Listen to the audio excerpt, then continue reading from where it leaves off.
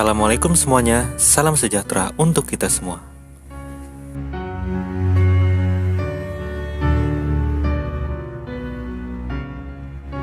Dunia Islam memanggilnya dengan nama Ibnu Sina. Namun, di kalangan orang-orang barat, ia dikenal dengan panggilan Avicenna. Ia merupakan seorang filsuf, ilmuwan, dan juga dokter pada abad ke-10. Selain itu, ia juga dikenal sebagai seorang penulis yang produktif. Dan sebagian besar karyanya adalah tentang filsafat dan pengobatan. Bagi banyak orang, Ibnu Sina adalah bapak pengobatan modern. Selain itu, masih banyak lagi sebutan lainnya yang ditunjukkan kepadanya, terutama berkaitan dengan karya-karyanya di bidang kedokteran. Karyanya yang sangat terkenal adalah Canon Vitae atau The Canon of Medicine, yang merupakan rujukan di bidang kedokteran selama berabad-abad. Ibnu Sina lahir pada tahun 370 Hijriah atau 980 Masehi di Afshana, sebuah kota kecil di wilayah Uzbekistan saat ini. Ayahnya yang berasal dari Balkh, Khorasan, adalah seorang pegawai tinggi pada masa dinasti Samaniyah 204-395 Hijriah atau 819-1005 Masehi. Sejak kecil, Ibnu Sina sudah menunjukkan kepandaiannya yang luar biasa. Di usia 5 tahun, ia telah belajar menghafal Al-Quran. Selain menghafal Al-Quran, ia juga belajar mengenai ilmu-ilmu agama. Ilmu kedokteran baru ia pelajari pada usia 16 tahun. Tidak hanya belajar mengenai teori kedokteran, tetapi melalui pelayanan pada orang sakit dan melalui perhitungannya sendiri, ia juga menemukan metode-metode baru dari perawatan. Profesinya di bidang kedokteran dimulai sejak umur 17 tahun. Kepopulerannya sebagai dokter bermula ketika ia berhasil menyembuhkan Nuh bin Mansur, salah seorang penguasa dinasti Samaniyah.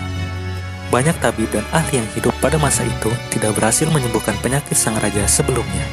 Sebagai penghargaan, sang raja meminta Ibnu Sina menetap di istana, paling tidak untuk sementara selama sang raja dalam proses penyembuhan. Tapi, Ibnu Sina menolaknya dengan halus. Sebagai gantinya, ia hanya meminta izin untuk mengunjungi sebuah perpustakaan kerajaan yang kuno dan antik. Siapa sangka, dari sanalah ilmunya yang luas makin bertambah. Ibnu Sina selain terkenal sebagai orang yang ahli dalam ilmu agama dan kedokteran, ia juga ahli dalam bidang matematika, logika, fisika, geometri, astronomi, metafisika, dan filosofi. Pada usia 18 tahun, Ibnu Sina memperoleh predikat sebagai seorang fisikawan. Tak hanya itu, ia juga mendalami masalah-masalah fikih dan menafsirkan ayat-ayat Al-Quran. Ia banyak menafsirkan ayat-ayat Al-Quran untuk mendukung pandangan-pandangan filsafatnya. Ketika Ibnu Sina berusia 22 tahun, ayahnya meninggal. Setelah kematian ayahnya, ia mulai berkelana, menyebarkan ilmu, dan mencari ilmu yang baru. Tempat pertama yang menjadi tujuannya setelah hari duka itu adalah Jurjan, sebuah kota di Timur Tengah. Disinilah ia bertemu dengan seorang sastrawan dan ulama besar, Abu Raihan Al-Biruni. Ia kemudian berguru kepada Al-Biruni. Setelah itu, Ibnu Sina melanjutkan lagi perjalanannya untuk menuntut ilmu. Rai dan Hamadan adalah kota selanjutnya, sebuah kota di mana karyanya yang spektakuler, Canon Vitae, mulai ditulis. Di tempat ini pula, Ibnu Sina banyak berjasa, terutama pada Raja Hamadan.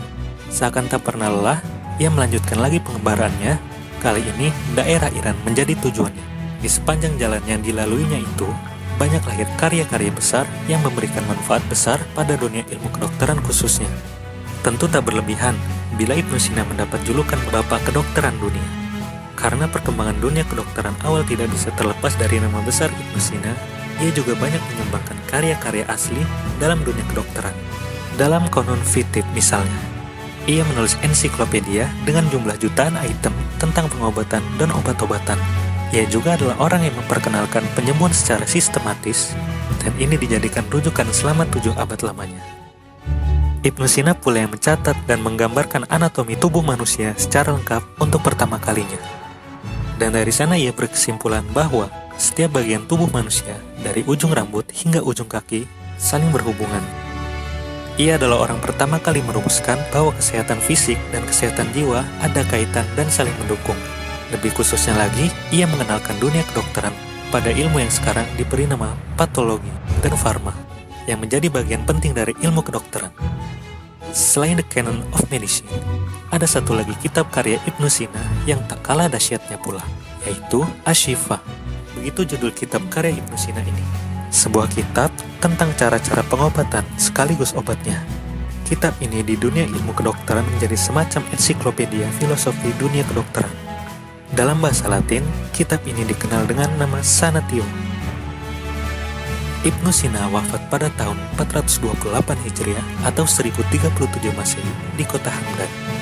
Beliau pergi setelah menyumbangkan banyak hal kepada khazanah keilmuan umat manusia. Hampir 11 abad sudah Ibnu Sina meninggalkan kita, tapi ilmu dan karyanya sampai sekarang masih berguna. Terima kasih telah menonton video kali ini. Wassalamualaikum warahmatullahi wabarakatuh.